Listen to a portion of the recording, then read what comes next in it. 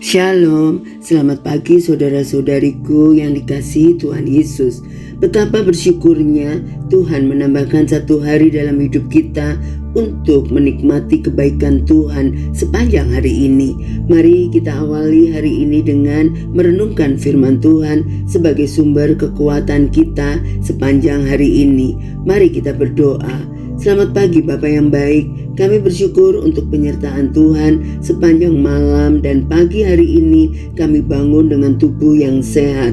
Kami siap menjalani hari ini bersama-sama dengan Engkau. Berikan kami hikmat-Mu untuk memahami kebenaran firman-Mu, karena firman-Mu lah pedoman dalam hidup kami. Dalam nama Yesus kami berdoa, amin. Tema kita pagi hari ini, 2 macam perhambaan, diambil dari Roma 6 ayat 15 sampai 22. Jadi bagaimana? Apakah kita akan berbuat dosa karena kita tidak berada di bawah hukum Taurat tetapi di bawah kasih karunia? Sekali-kali tidak. Apakah kamu tidak tahu bahwa apabila kamu menyerahkan dirimu kepada seseorang sebagai hamba untuk mentaatinya, kamu adalah hamba orang itu yang harus kamu taati, baik dalam dosa yang memimpin kamu kepada kematian maupun dalam ketaatan yang memimpin kamu kepada kebenaran. Tetapi syukurlah kepada Allah, dahulu memang kamu hamba dosa, tetapi sekarang kamu dengan segenap hati telah mentaati pengajaran yang telah diteruskan kepadamu. Kamu telah dimerdekakan dari dosa dan menjadi hamba kebenaran.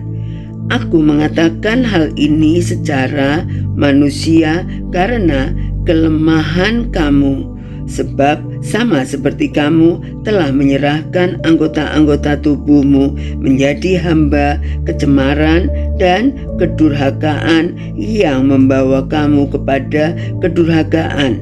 Demikian hal kamu sekarang harus menyerahkan anggota-anggota tubuhmu menjadi hamba kebenaran yang membawa kamu kepada pengudusan. Sebab waktu kamu hamba dosa, kamu bebas dari kebenaran. Dan buah apakah yang kamu petik daripadanya? Semuanya itu menyebabkan kamu merasa malu sekarang, karena kesudahan semuanya itu ialah kematian. Banyak orang berpikir bahwa hidup bebas berarti hidup tanpa aturan. Namun Rasul Paulus menegaskan bahwa setiap manusia pasti menjadi hamba. Pertanyaannya bukan apakah kita diperhamba, tetapi kepada siapa kita diperhamba. Roma 6 ayat 15-21 menunjukkan bahwa hanya ada 2 macam perhambaan dalam hidup manusia. Yang pertama, perhambaan kepada dosa membawa kematian.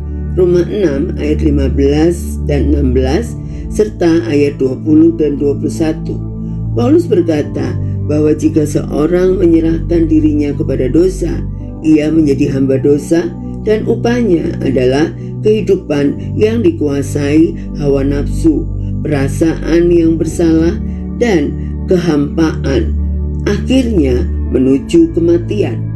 Paulus bertanya, buah apakah yang kamu petik dari semuanya itu? Dosa mungkin menjanjikan kebebasan, tetapi akhirnya memperbudak. Seperti seorang yang awalnya hanya mencoba merokok, lama-lama menjadi kecanduan. Awalnya merasa bebas, tetapi akhirnya tidak bisa berhenti. Dosa selalu menjanjikan kenikmatan, tetapi berakhir dengan perhambaan. Yang kedua, perhambaan kepada kebenaran memberi hidup. Roma 6 ayat 17 dan 18. Paulus bersyukur karena jemaat Roma dahulu hamba dosa, Sekarang taat dari hati, dimerdekakan dari dosa. Menjadi hamba kebenaran bukanlah penindasan, melainkan kemerdekaan sejati. Manusia hanya benar-benar hidup jika berada dalam kehendak Allah. Paulus menegaskan bahwa hidup sebagai hamba Allah menghasilkan kekudusan, pertumbuhan rohani, hidup yang berbuah. Roma 6 ayat 19. Akhir dari perhambaan kepada kebenaran adalah hidup yang kekal. Tuhan tidak memperbudak untuk menghancurkan, tetapi membentuk dan menyelamatkan. Tunduk kepada Allah menghasilkan hidup yang bernilai. Hamba dosa menuju kematian, hamba Allah menuju hidup dan kekudusan. Mari kita berdoa. Bapa yang setia, terima kasih untuk kebenaran firman-Mu. Kami mengucap syukur karena di dalam Kristus kami dimerdekakan dari perhambaan dosa. Kami rela menjadi hamba kebenaran dan hamba-Mu. Bentuklah hidup kami supaya berbuah di dalam kekudusan dan mampukan kami hidup setia sampai akhir. Sertai kami sepanjang hari ini. Apapun yang kami lakukan, mendatangkan kebaikan serta menjadi berkat bagi orang-orang di sekitar kami. Dalam nama Yesus kami berdoa dan mengucap syukur. Amin. Selamat beraktivitas. Tuhan Yesus memberkati.